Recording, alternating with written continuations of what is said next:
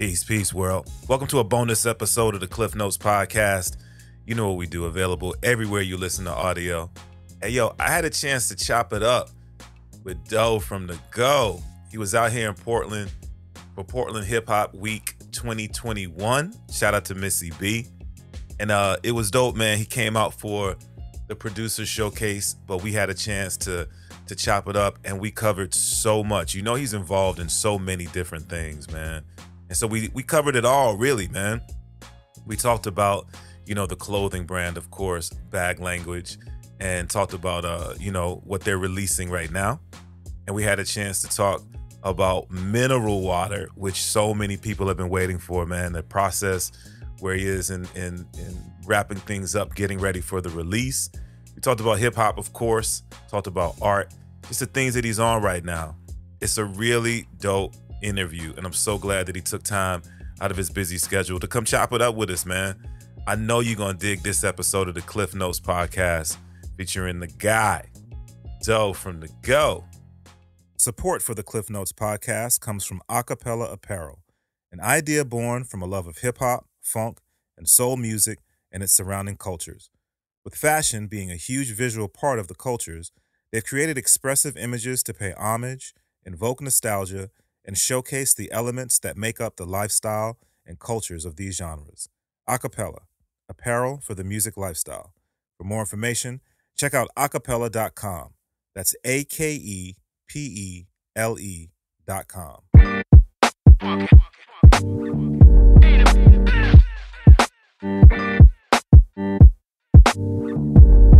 Yes, y'all. DJ Klyph Notes. We back at it, man. Another DJ Klyph Productions. It's dope to connect with folk in the city and just really connect with new folk, with folk that are new to me. And so really excited to sit and have this conversation with this cat who's visiting the city for the first time. I found out. Yeah.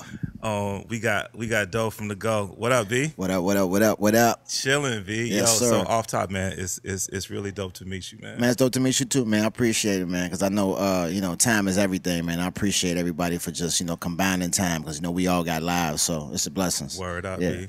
So, shout out to Missy who made the connect, man. Missy B. You know, yeah. So I had to do my homework a little bit. Word. And I'm reading through like all of the things that you are involved in. Be like, my Word. goodness, yo. Word. I be hustling, man. The thing about me is one thing I know about being, you know, a cat that's dedicated to the culture from the start is, you know, having your hand in things, you know, just means contribution, and, you know, carving something in the culture and being a part of something, whether you're helping the wave become bigger, or, you know, you're being a part of the wave. So, you know, it's a blessing. No doubt. So what brought you out to Portland during this time?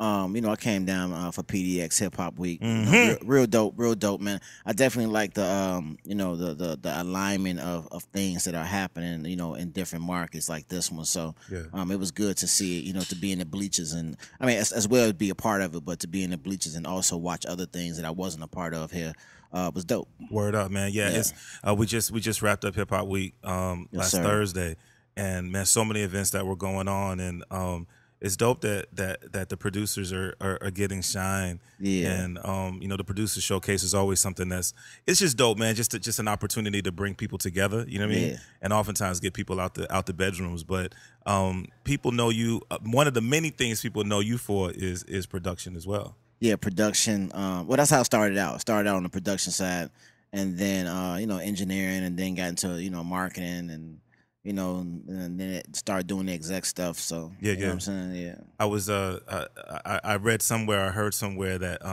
you used to spit a little bit too. Yeah, I tried to do that. You know what I'm saying? You know how you start out, you think you're gonna be like the biggest rapper in the game. Right. You know what I mean? But the thing about it is, you know, what's funny is I've seen actually a lot of people who've become, well, whatever they became, actually a lot of them started to be an artist. You know? Even Jermaine Dupri, I think at one time was an artist. So I think being an artist has a meaning. Like when you're an artist, you know, you grow because, you know, you're steady painting, you steady like creating paintings. So it kind of like align with the same thing, you know, it's growth. So even if you don't become like a rap artist or a big singer, you know, you might become something else that still has art attached to it. Absolutely. You know what I mean? And creativity. So yeah, for sure. Oftentimes we see people who once they start down that path and things don't work out maybe the way that they anticipate them, they either get better or they just fall off. What was the thing that made you say, no, like I really love this art form, like this is something that I'm gonna find another avenue and grow my skills in that way? I've always been inspired as a kid, you know what I mean? So even when I was from the outside looking in, like I'd be a kid being around my big cousins, you know, they listening to KRS-One or something, or my sister, she come in, she put on the MC Light video, Paper Thin. I'm watching her vibe to that. She's a teenager, I'm a kid. So I'm watching her vibe to that, and I'm digging the vibes because she digging the vibes. Right. You know, stuff like that influenced me to just want to be a part of hip hop and want to be a part of just like the movements and the cultures moving forward. Because you know, me being an '80s baby, I got to see rap in the '80s, '90s, 2000s, 2010. So and then every time it's all unfolding to different stuff. So it's like you get to see different eras. And so that influenced me to kind of like keep going and keep pushing and never give up on it. You know what I'm saying? That's what's up, bro. You know, it's so cool for me to hear you. I mean, you mentioned KRS-One. You mentioned like I'm from the era, man. So I want to let that be known. I'm somebody who's actually was a student in hip hop. You know what I mean? My first tape I went and bought actually physically was Two Short Dogs in the House. And I think I got Ghetto Boys. It was like a cover. It had like all four of them on there, like mug shots, like they was in jail. And then I bought NWA 100 Miles of Run. I think when I went to the counter, it was all three of those tapes that I got that I bought physically with my money as a 10-year-old kid. You know what I'm saying? So just the unpackaging and reading the credits and looking at the art, all of that was like, a part of like, growing up and just remembering those times. You know what I'm saying? It's crazy too, B, because it's one of the things that that we don't get to see as much as we used to. I would do the same thing, man, reading the liner notes, you know what I mean? And looking at the who wrote these joints and who produced them, and like all of that information, it's all a part of the culture. And I think when we get an opportunity to see that, it shows people that there are other parts that other ways you can tap in, which is dope. Absolutely. So you go from producing, getting into engineering a little bit, and then just kind of growing your movement, man. And one of the things that I really appreciate about the things that I read is you have this this theme, this consistent theme about providing opportunities, man. Like you're always looking out for other folk. Where does that come from? I guess I was raised that way. My mom, shout out my mom, we're very close. She just taught me to instill, inspiration in others because, your success is based on who you can make successful. You know what I mean? So I've always been big on also, even while I'm on the come up, I'm giving other people opportunities to do what they need to do. You know what I'm saying? And I've always been big on that and being a great person of, passing down knowledge or just being someone who can share any information or anything that I can be able to give someone else. So, you know what I'm saying? And you've also like done so much in terms of just creating positive energy, man. Words of affirmation, and what's that about? Basically, like when it comes to just being inspirational, whether it's quotes or just a day-to-day thought, you know what I mean? I'm big on just passing that down to other people too, because I may be going through something, but somebody else going through something too. So it's time for us all to, while we're going through something, try to be inspired on a daily basis. So I try to also give that type of energy and put it out. It's good energy. You put good energy out, you get energy back like that. No doubt. And I just feel like I do something, and not to cut you off, I do something called Mineral Mondays, where I post a meme every week, every Monday. And it's something inspiring. It was something to grow on. And I was just gonna say, in the times in which we're living, man, those things they're needed. Even when people don't even realize that they're needed. For you to do that on a regular, weekly basis like that is it's huge. But like you impacting lives, bro. You gotta be able to blend. Like I said, it's with the internet. People use it for what they use it for. Some people use it for entertainment. Some people use it to just get in your business. Some people use it to garner business or to create business. So I feel like if you're gonna use the internet, use it to your best ability. That's what's up, man. Make it work for you. Chopping up with dough from the go. Yes, indeed. So there's a project that you've been working on for a minute. Yes. People have been talking about it literally for years. Yeah. And it seems like things are getting closer and closer, man. Yeah. Mineral Water. Mineral Water, the album. That project is like a baby to me. Everybody that's been around me and been with me through that project knows what we went through creatively in the process. Because I always have ideas, and I'm a perfectionist, and I understand perfection. And sometimes I can be hard on myself too. I've scrapped the album so many times, and then I have an idea. We'll get back in the lab and we'll do records, etc. Because I gathered so many dope producers and so many dope artists. And my sessions are like the Chronic. You know, I like to have a lot of energy around me. So when we go in the lab, I make sure everybody's there, everybody's taken care of, the food is there, the smoke is there, plenty of water is there. You know, we got the other stuff too, but the water's there. And just the vibe is where it needs to be. And then, you know, we just create, and then we figure out, okay, whatever seems to be the vibe is probably what we're going to end up using. But I'm confident now that I've got the records that I've been wanting to get for a while. Because I felt like I was missing different energies in the album. But now I feel like the album is fulfilled when it comes to stuff that ranges from political to street and everything in between. You know what I mean? I got stuff for the B-boys and the heads. I got stuff for the R&B women. You know what I mean? Everything that's needed, you know, for a complete album for it to flow. You know, I feel like I got it. So that's what's up. Yeah. So for people who want to know, man, like you saying it's that close, like that close in terms of you got the date, like it's on it's circled on the calendar. Yeah, date's 11/11. Oh, word. Yeah, it's 11/11. I'm gonna be dropping a documentary with it. I'm probably gonna end up doing something with AMC Theater, you know, where I premiere that. And then we got the comic book, we got the merch. I definitely want to do a tour post, you know, the COVID madness, and then just push the Mineral Water brand. Not only as an album, but something that's even for the culture, like independently, I feel like it's gonna be a great thing once the music gets heard, because it's all about the music at the end of the day. I don't really want to do it with no politics and no butt kissing. I just want to do it for the culture and put something out that everybody likes and loves. You know what I'm saying? That's what's up. So, yo, talk to me about the title, Mineral Water. Like, what's behind that? The refreshing part of it, and you know, it's radioactive, so you know, that goes, you know, hand in hand. You know what I'm saying? Yeah. That's what's up, V. Did you, when you were starting to work on this project, did you go into the project with this in mind, that you wanted to create something the way that you're creating, or was that evolutionary? Was it, yo, let's go in the studio and just make some music and see what happens? I knew I wanted the project to sound soulful. I knew I wanted it to be of substance, meaning like everything didn't have to be preach, but you know, there will be messages amongst the project, because you know there's some turn up stuff on there, and there's some stuff for the youngsters. You know what I mean? But we did it our way. We didn't do it the way, you know, you would normally hear it sound. We did it with our own sound, and we put that into it. So going into it, I definitely knew how I wanted it to sound and how I wanted to shape it. The first 10, 12 records I recorded at, you know, a friend who passed away, actually. So I had to kind of scrap the album because those masters were there. Gotcha. So all of those records got, you know what I'm saying, a little whatever, but I ended up still putting them out on a project I did called 31 Days of Water, where I dropped 31 songs, one song a day in March on SoundCloud, and it did extremely well.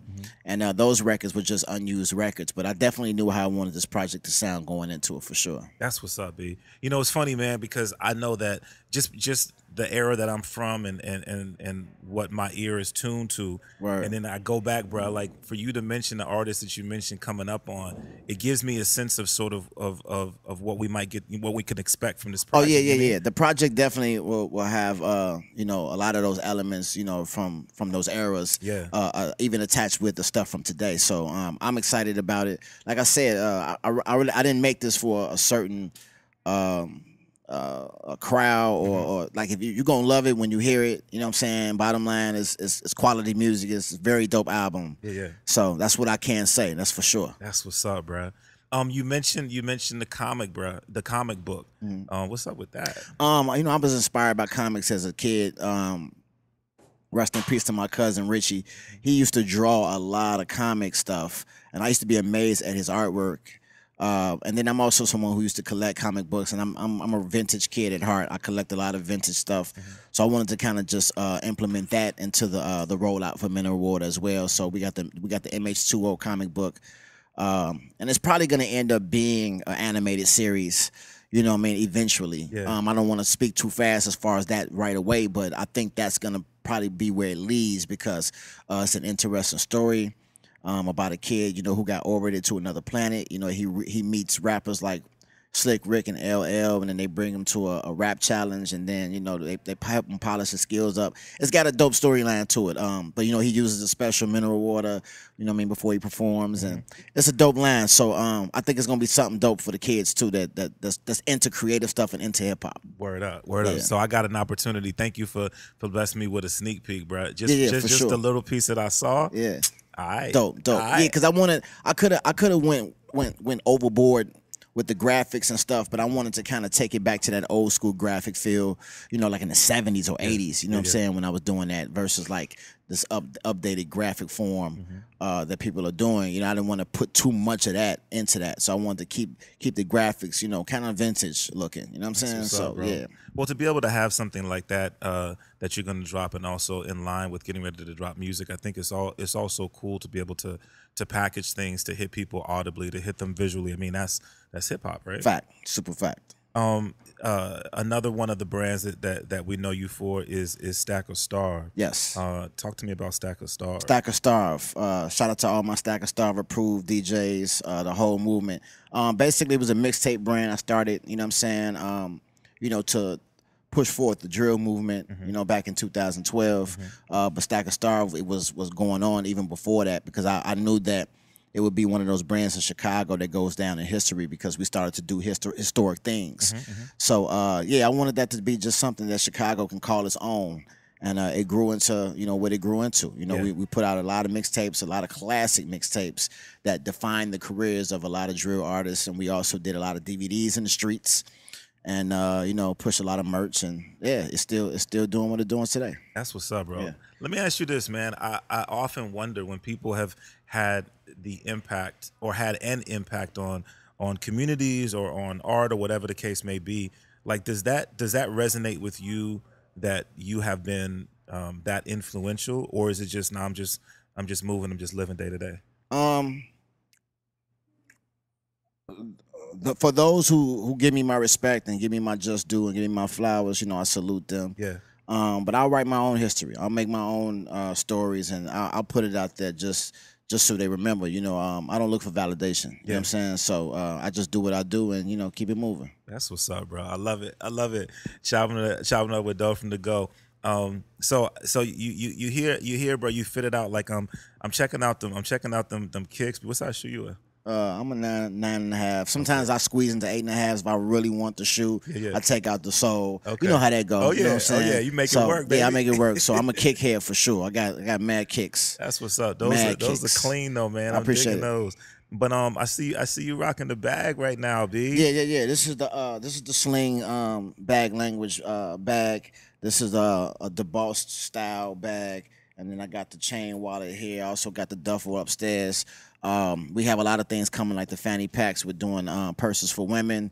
We got all type of things coming, man. Backpacks. Anything that implements the bag. Yeah. Thinking about doing belts as well. So, okay. So Bag Language is the brand that you started a minute ago. Yeah, it's kind of like Stack or Starve sister. When you think of Stack or Starve, you think, stack the money or starve, and then Bag Language is like for the hustlers. Yeah. So I think they can both relate to both meanings. You know what I'm saying? To stack your money, starve to death, or the Bag Language is the bag talk, your hustle, et cetera, et cetera. So, I started out doing clothing. I had a T-shirt line, hat line, did a lot of jogging, sweatsuits, did some great pop-up shops, a couple fashion shows, just to get the brand moving. And now, it's called Bag Language, so it's only right to do the bags. Word up. Yeah. Well, that's the thing that to me is so impressive, bro, because, I think often we know that fashion and hip hop go hand in hand. Go right? hand in hand. It's and important. So, we all have our labels. We all have our lines of whatever T-shirts and hats.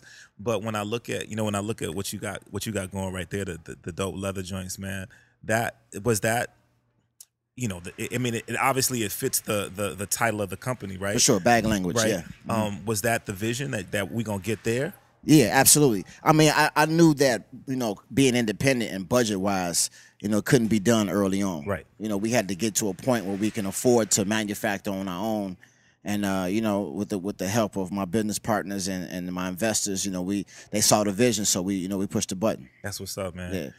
So the clothing line is, it's a real thing. People can tap in.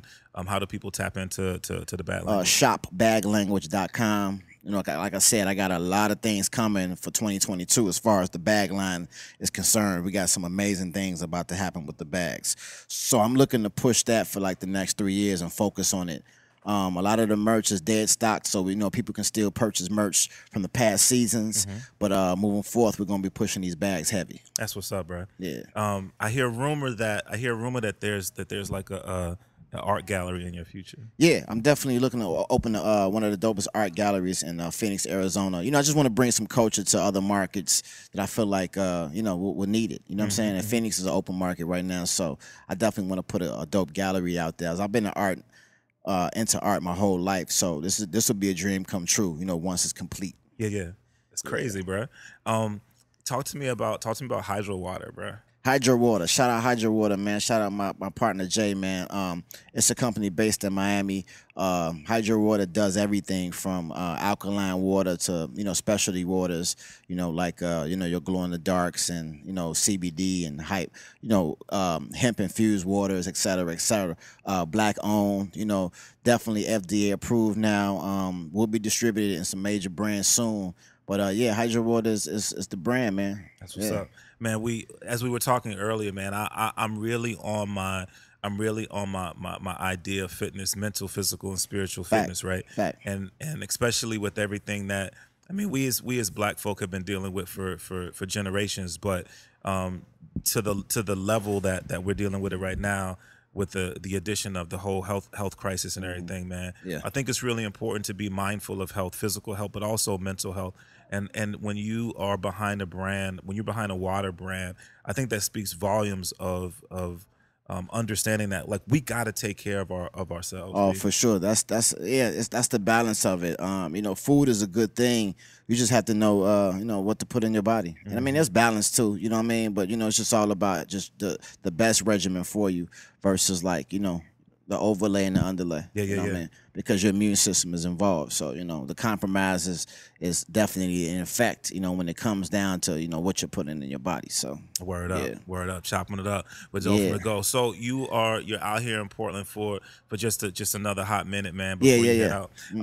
Like we said earlier, first time in the PDX, man. You had an opportunity to get around a little bit, see some things. For sure. It's dope to have you here. Did a lot of shopping. Oh, okay, word. Yeah, I'm all burnt out. Y'all got a lot of my money, man. I'm burnt. It's over with. That's what's up, bro. That's what's up. Racks well spent. Racks well spent. Silly. So, like in terms of the creatives here in the city that you've seen, man. Like, what's your feeling on where Portland is at? I definitely was digging a couple creatives out here as far as the artistry, the music artistry is concerned. Okay. So I'm definitely interested in working with those couple artists immediately, ASAP. So yeah, I seen some talent out here, and then I seen some talent that definitely needs to be developed. I think a lot of people have to realize that artist development is serious. Yeah. As far as just being polished and being ready, because being confident enough to push play is a thing. You have to really be confident to push play and not to waste a person's time when you're pushing play. Right. So I think that comes with like really shooting in the gym for a long time to really make sure that jump shot is on point. Jump shot meaning like the quality of music, how it's mixed, the right production, the energy levels. You know what I mean? Yeah. Yeah, the sonics. Yeah, absolutely. And I think that's a lesson to be learned, and there's so much that you don't know. Yeah. You know what I'm saying? When you starting off. And plan too. A lot of people do stuff with no plan, and that's the most because now you're moving backwards.